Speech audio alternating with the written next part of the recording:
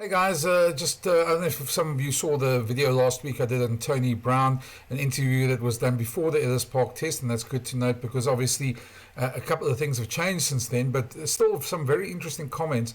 And I did say last week that I was going to do a second one video about what he said about the playmakers and about the fly halves in the Springbok squad and the talent coming through. I didn't get to that last week. The sort of things overtook us and there was so much going on. But today is now a bit of a quieter day, so I thought it was perfect time to bring it out now. We just to give you a recap, Tony obviously came in to change to so not change, but up the way that the Boks are going to play. And I think let's just maybe recap on one quote. I'm not going to go through all the quotes we used last week, but just one quote. It's audio only, unfortunately, because it was an interview that was done for Sunday papers, but it's still relevant, all these quotes as well. So we start off with just what he said about his role in the team, that he's not here to change the Springboks DNA, and just maybe use that as an intro, and then we'll go into the fly half comments that he made. I think the biggest one was how open the players and the coaches were to accepting a little bit of change around how I was going to coach. I think there was always going to be a danger that I would take them away from what makes Springbok rugby strong, but the biggest thing for me coming in was making sure I didn't lose the identity of the Springboks. I just wanted to add to it on an attacking side of the game, and the biggest surprise is that, you know, how fast we've improved, and how well the players have adapted to the way that I want to play. So now that we're so open-minded around where we can go, I think, you know, we can improve hugely at a fast rate now. Obviously, those quotes were done before the Ellis Park Test match, and I suppose maybe feel a bit strange in the context of the last 2 weeks with the Springbok rugby. But certainly, they haven't thrown away. They obviously got a shock at Ellis Park, and they came back and played a much more conservative game in Cape Town and won it there. But now they're off to play Auckland, in Auckland against the All Blacks. But I think it still holds true, because the Boks aren't going to go away from the way they want to play in 2027, and that's the ultimate goal, is to make sure that you defend your World Cup title. So it was interesting to me because, you know, there's been a lot of debate about the Flavs. Obviously, after this was recorded, Manie Lebok had his Ellis Park game and a lot of criticism for that, and Andre Pollard came back in Cape Town and played an exceptional tight game and kicked exceptionally well for the Springboks. But they've got three very different Flavs. Sasha Feinberg Mngomezulu, who's probably the unicorn between, could play both types of games, but probably needs a bit more time in the saddle. Andre Pollard, who's the goat, who's been, you know, the banker. We know what he can do. And then we've got Manie, who's like the maverick, and Manie can have exceptional games, and he can also frustrate a lot of people. So it's just interesting to hear what the Bok attack coach thinks as well over this. And this was Tony talking about the Flavs. Now, this audio hasn't been played anywhere else, so this is quite exclusive. The articles have been written, so they might have used a quote here or there. But this is the only audio that's been used on any channel, which is, as far as I know, is this one. So here's Tony talking about the 10s. Yeah, well, you know, I think everyone thinks they're all different, but ultimately we need them to do the same job, around being able to run our game, control our game, control field position, be massively important around controlling the forwards, and then being able to move the ball when opportunities arise, and being able to attack space themselves. You know, I don't coach Andre different to the way I coach Manie or Sasha. We coach them all the same, and they need to be able to do the same job, and ultimately play the same way. Yes, Manie might be a little bit quicker than Andre, but Andre might be a little bit more physical. So they do have little differences, but never ever coach them a different way, to the job that the team needs them to do. So they need to sort of fit into the way that we play the game, and versus, you know, letting them do their own thing.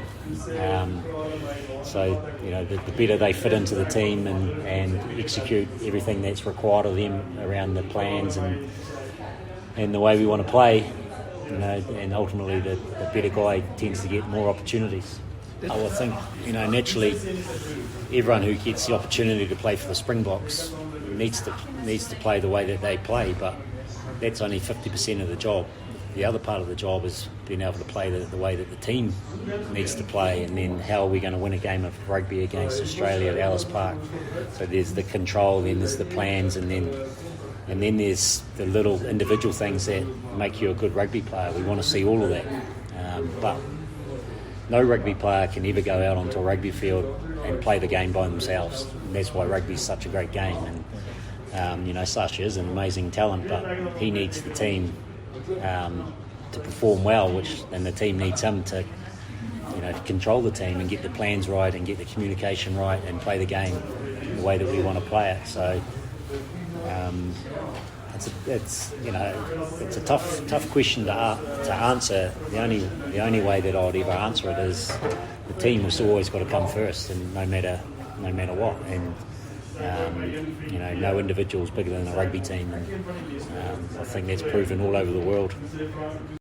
We're talking about while they're talking about the tens, the conversation also, there was a question about the amount of talent coming through, because I think it's widely acknowledged. If you look at the success of the under-20s, if you look at some of the Boks wider squad, there's a lot of younger talent coming through, and the key is going to be to get those guys up to speed and get them to a situation where they can play a crucial positive role for the Springboks, while still keeping a winning percentage, and that's a key thing that maybe teams have struggled with in the past, and Russie's done pretty well in the past with, but certainly is going to be a challenge over the next 2 seasons going into that World Cup. So it's just interesting to hear Tony's comments on that. Yeah, well, I think there's obviously a massive amount of talent, not only in the Springboks but in the URC teams, and you talk about the junior Springboks. There's so much talent that's coming through, so getting them opportunities to play at the highest level and to see if they can, compete on the biggest stage is going to be massively important for us going forward towards the Rugby World Cup. And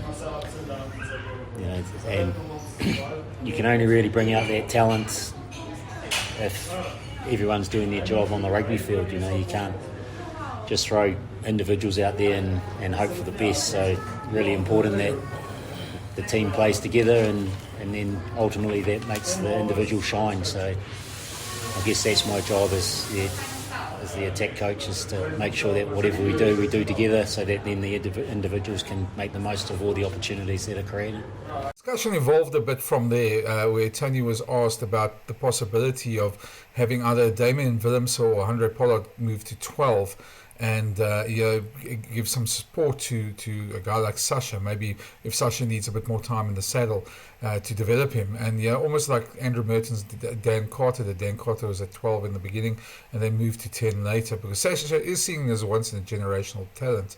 But obviously to get him up to speed, to that sort of speed where he can dominate, is what the Boks need to try and do now. But they talked a bit about that, and then moved into the way the 12 role has changed a bit for the Springboks, and how they see it more. The more important guy is probably a second playmaker, and that's their 15, and that's where they differ to some other teams, where they use a 12 as a second playmaker. Yeah, obviously they both can play 12, and it's always nice to have another sort of set of eyes for the 10. So, if you have a first 5 who's young, then it's always nice to have a second 5 who can help with the communication, the control of the game, and that's what Aaron Major used to do, and even Dan Carter originally was a 12 outside Andrew Mertens. And even though the inside centre position's changing a little bit nowadays, where it's probably a bit more of a physical guy, and the fullback's becoming a little bit more of the second playmaker, with guys like Willie Roux and Fassi coming through as our second playmaker now. So that's more the second playmaker role that happens nowadays versus the inside centre. But it would be quite exciting if you have the 10, the 15 and the 12 as all playmakers on the field, and being able to see space and move the ball to space, and also control the game. I found that quite an interesting point, because Yeah, maybe we might see Andre Pollard there or Damon Willemse there alongside Sasha at some point in a test match. And if you've got three playmakers there, they can only aid the box attack. How they're going to get it right and when they're going to get it right is going to be an interesting one, and how they implement it will be interesting. But that sort of led to the obvious next question, because we're talking about Willie Roux and Fassi, who are two rather different players. Willie's very much pops up in the 10 position as a playmaker, and Fassi's very much more, I suppose, individual skills, where he's got fantastic attacking skills, but maybe not seen as exactly the sort of guy who sets up a move like Willie Roux does. So Tony was asked about that, and this was his answer. Yeah, yes, he's very good around his communication. He sees space very well, and obviously, same as Willie, like having a left foot as your second playmaker is a massive advantage at test match level. So, and he's super fit, and he's got extra speed that that the other guys don't as well. So, we always use our fullback as our second playmaker. It's part of Fassi's job, and it's part of Willie's job, and Gaza when he plays there. It was interesting. Sorry for cutting that off there. That's a mistake when we did that. But just interesting. On the chat then turned to Willie Roux, which was quite interesting, because a bunch of us sort of almost assumed that, and the noises coming out of the camp was that once Willie Roux gets to his 100th game, he's probably going to be starting to sort of edge his way out, and the younger guys will get a lot more sort of playing time for the Springboks. But obviously Willie's still got quite a role to play, and that was very evident from Tony's remarks here, which is interesting. And the fact that he was included in the Cape Town game after this interview certainly leads credence to that as well, and he's in New Zealand with the team at the moment. So obviously Willie's not done. I still think he's got a lot he can offer. Obviously you've got to balance that with getting the caps to the younger guys before the 2027 World Cup, but certainly something to listen to, the way Tony talks about Willie Roux. Willie's a little bit older than the others, but Willie's one of the fittest in the team, and he covers the most amount of grounds in a training week, and and he sees space so well that it'd be silly to say you're too old now. He's still definitely good enough to play at international level, and he keeps fighting for opportunities, and keeps training well, and he's super fit. He never gets injured. Why would you say move on? It's a very interesting way of looking at it. Willie's very much still in the picture there, and this was a couple of weeks ago, this interview, so it's quite telling that Willie was selected for the second test, probably as a reaction of that Ellis Park loss, but still he's in the team, he's in the squad to New Zealand, so Willie's certainly by no means done at the moment in the Springbok circles. But saying that, I think just the last thing to say is just to remind ourselves what Tony also said in the interview about fitness, and about how the Boks want to get their fitness. Now, we speculated at the time after the Ellis Park loss that maybe that contributed to their sort of lead legs in that second half. But certainly it's a big thing, and the way the Boks want to play, that's going to be really a big part of their game plan. So our final clip will be Tony just talking about fitness, and then I'll close it off. Yeah, well, definitely you cannot attack if you don't have the physical ability to play fast and play for long periods of time and be able to get off the ground quickly and keep going.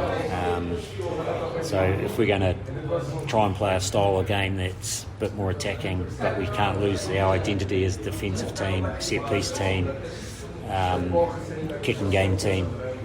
So our ability to go for longer periods, we've got to be super fit, we've got to position quickly, we've got to see space a lot faster than we've done before. So as an attack coach and as a coaching team, we're definitely pushing the players to be way fitter than they've ever been before.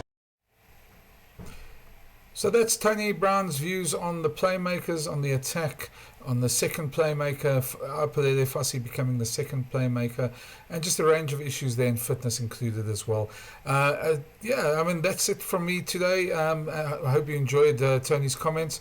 As and when I get more of these interviews, I'll always put them up. And because I know some of you probably picked up, we only allowed to tape 10 minutes of the press conference nowadays for video. That's part of the Springbok rules. So there are probably going to be a lot more of these audio files coming along on my YouTube channel. Let me know in the comments if it works for you, if there's a different format you prefer. But certainly for me, it's about getting the information out there and helping inform Springbok fans as well. So hope you enjoyed that. It's certainly very interesting as well, and maybe a bit of a deeper dive. Certainly I'll try and bring more of these as well. As always, at the end of the video, as I always ask, if you haven't already, please smash that subscribe button, and if you can, thumbs up as well. It helps us grow this channel, and obviously the more we grow it, the better, the more we can get to places, and the more we can get to places, the more content I can bring you as well. But thanks for watching, and look forward to reading the comments. Cheers.